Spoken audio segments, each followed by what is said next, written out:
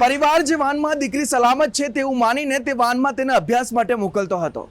તેનો વાન ચાલક વિધર્મી જ આખરે પાપી નીકળ્યો. ધોરણ 9માં અભ્યાસ કરતી દીકરીને સતત 4 વર્ષ સુધી તે પાપી પીકતો રહ્યો, તેનું શારીરિક શોષણ કરતો રહ્યો. હવે તે પાપીના પરિવાર અને મિત્રો સામે પણ કાયદાનો સકંજો કસાઈ શકે છે.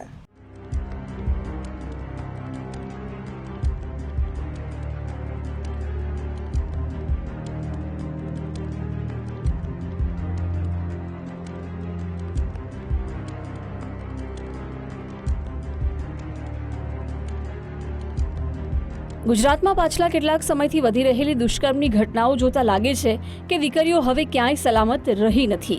અમદાવાદમાં એક સાવકા પિતાએ જ બાળકી પર દુષ્કર્મ આચર્યું, જ્યારે રાજકોટ અને વડોદરાથી સગીરાઓ પર દુષ્કર્મના ચિંતાજનક બનાવો સામે આવ્યા. માત્ર મહાનગરો જ નહીં, હવે તો અંતરિયાળ વિસ્તારોમાં પણ દીકરીઓ પર કુકર્મના કિસ્સા વધતા જાય છે.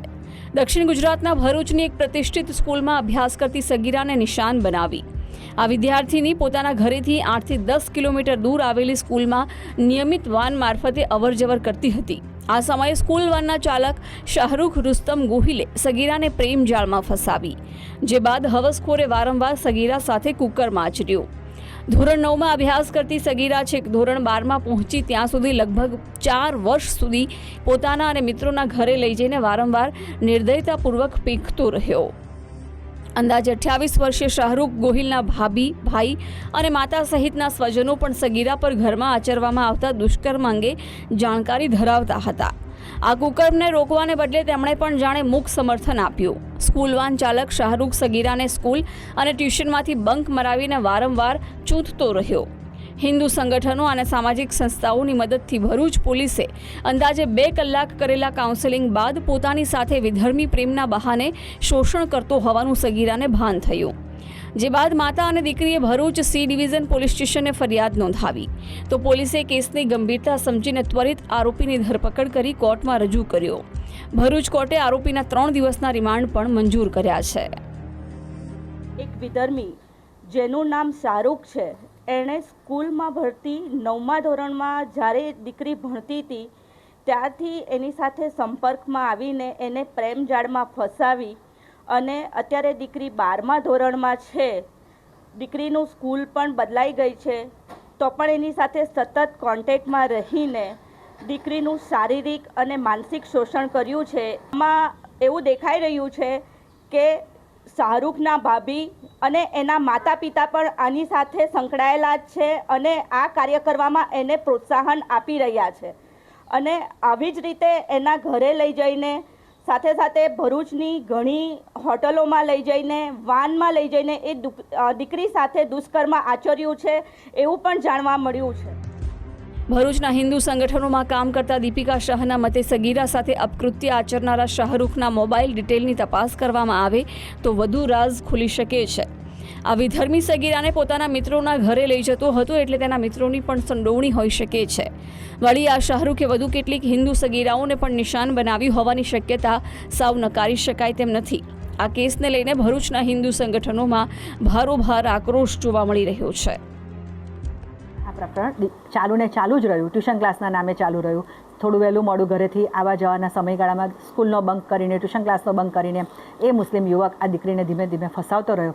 અલગ અલગ જગ્યાએ લઈ જઈને એનું શારીરિક શોષણ પણ એની સાથે કરવામાં આવ્યું. અને આ મુદ્દો ફરી પાછો જ્યારે દીકરી 12મા ધોરણની એક્ઝામ આપીને પાછી આવી ત્યારે ફરી એના માતા પિતાના ધ્યાનમાં આવી. અને માતા પિતાની સાથે ધ્યાનમાં આવતાની સાથે અમારા ધ્યાનમાં પણ આવી. એટલે અમે દીકરીનો સાથે મળી અને એની સાથે કાઉન્સેલિંગ કર્યું. ત્યારે અમને ખરેખર એ દીકરી પણ હવે અવગત થઈ ગઈ કે ના, હું ખરેખર મારી ભૂલ થઈ ગઈ. આ 4 વર્ષથી મારા માતા પિતાને પણ ગોળ ગોળ ફેરવતી હતી અને મારી પોતાની જાતને પણ એવું થયું કે ભાઈ ના, મારી મોટી ભૂલ થઈ ગઈ છે, હવે મારે એ ભૂલમાંથી બચવું છે. અને લાગ્યું કે ભાઈ આ સામેવાળા વિધર્મીએ મારી સાથે એક ષડયંત્ર રચ્યું છે અને મારે ષડયંત્રમાંથી હવે બહાર જવું છે. અને એટલા જ માટે એણે દીકરીએ એની માતાની સાથે વાતચીત કરી અને બંનેએ ફરિયાદ પોલીસ સ્ટેશનમાં નોંધાવી છે.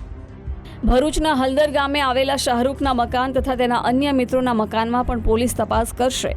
વિદ્યાર્થીનીને પીખનારા વિધર્મી પર બળાત્કાર, છેડતી, અપહરણ તથા પોક્સો સહિતની ગંભીર પ્રકારની કલમો હેઠળ ગુનો નોંધવામાં આવ્યો છે. આ કેસમાં પોલીસે શાહરૂખના કુકર્મમાં સાથ આપનારા તેના પરિવારજનો અને મિત્રોની સામે પણ પુરાવા મળતા જ કાયદાનો ગાળ્યો બરાબરનો કસાય તેવી શક્યતા છે.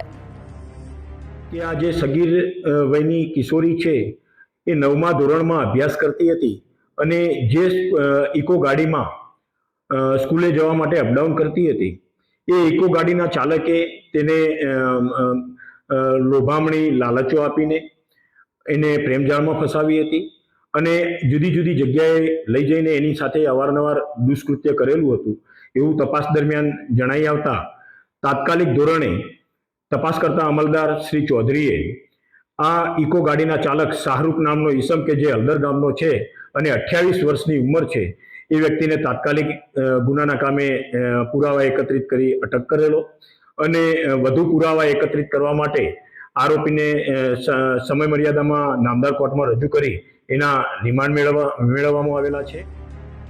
આ વિધર્મીય સગીરાને મીઠી વાતોમાં ફસાવી કે પછી ડરાવી ધમકાવીને વિડીયો બનાવીને વારંવાર દુષ્કર્મ ગુજાર્યું હોવાની પણ આશંકા છે. હિન્દુ સંગઠનો અને પરિવારની સતર્કતાથી સગીરા વિધર્મી સાથે જતી બચી ગઈ. ભરૂચ પોલીસે શાહરૂખ રુસ્તમ ગોહિલ વિરુદ્ધ ટેકનિકલ, સ્થળ પુરાવા અને સાક્ષીઓના નિવેદનો મેળવીને મજબૂત કેસ બનાવવાની તૈયારી હાથ ધરી છે.